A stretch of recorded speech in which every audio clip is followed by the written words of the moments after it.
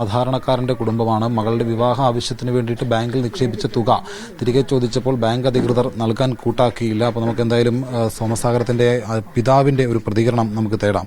അച്ഛാ, ശരിക്കും ദാരുണമായിട്ടുള്ള ഒരു മരണമാണ്, വിഷമിപ്പിക്കുന്ന കാര്യമാണ്. കൂടുതൽ ചോദിച്ചാൽ വിഷമിപ്പിക്കുന്നില്ല. എന്തായിരുന്നു സോമസാഗരത്തിനുണ്ടായിരുന്ന വിഷമം? മകളെ അയക്കാൻ വേണ്ടി കുറെ പൈസ നിക്ഷേപിച്ചു. വാഴക്കൃഷി ചെയ്തു, മേസ്ത്രി പണി ചെയ്തു.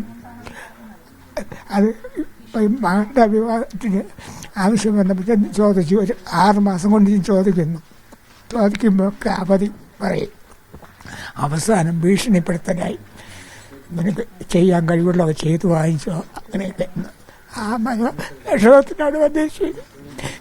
അച്ഛൻ വൈകാരികമായിട്ടാണ് സംസാരിക്കുന്നത്, വിഷമം ഉണ്ടാകും, നമുക്ക് കൂടുതലൊന്നും പറയാനില്ല. പക്ഷേ നമ്മൾ നമ്മുടെ സ്വന്തം പൈസയാണ് ബാങ്കിൽ നിക്ഷേപിക്കുന്നത്.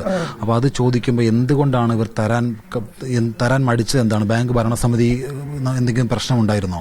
വേറെ പ്രശ്നമൊന്നുമില്ല. അവരുടെ പറയുന്ന ദിവസമൊക്കെ ചെല്ലും. ഇങ്ങനെ അടുത്ത് ഇവ എന്താ വിഷമിച്ചെന്ന് പറഞ്ഞു. അപ്പോഴും പറഞ്ഞു, നിനക്ക് പഠിച്ചോ, നീ ചെയ്തു വാങ്ങിച്ചോ, അങ്ങനെ വാങ്ങിച്ചോ, ഇങ്ങനെ വാങ്ങിച്ചോ എന്നൊക്കെ ആയി. ആ മാനസിക പ്രയാസത്തിലാണ് വന്ന് ചെയ്തത്. 6 മാസമായിട്ട് ബാങ്കിൽ ഇങ്ങനെ കയറി ഇറങ്ങി നടക്കുകയായിരുന്നു പൈസയ്ക്ക് വേണ്ടി. ഇവർ ഓരോ ഡേറ്റ് പറഞ്ഞുകൊണ്ടാണ് നീട്ടി വെച്ചിരുന്നത്. അതെ അതെ, അങ്ങനെ ആ മനോക്ഷോഭത്തിലാണ് വന്ന് ഇത് ചെയ്ത്. ഈ ബാങ്ക് ഭരണസമിതി ആരാണ് അവിടെ ഭരിക്കുന്നത്? മൈനു എന്ന് പറയുന്നു, കോൺഗ്രസിന്റെ ഒരാളാണ്.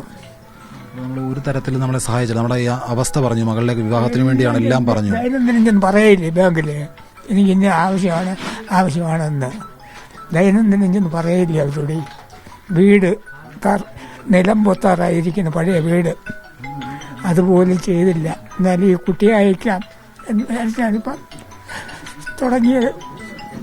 എന്തെങ്കിലും നിയമ നടപടി സ്വീകരിക്കുന്നുണ്ടോ? കാരണം നമ്മളെ ഒരു മനുഷ്യൻ, സ്വന്തം മകൻ മരിക്കുന്ന ഒരു സാഹചര്യം എനിക്ക് ചോദിക്കുന്നതിന് എനിക്കും വിഷമമുണ്ട്.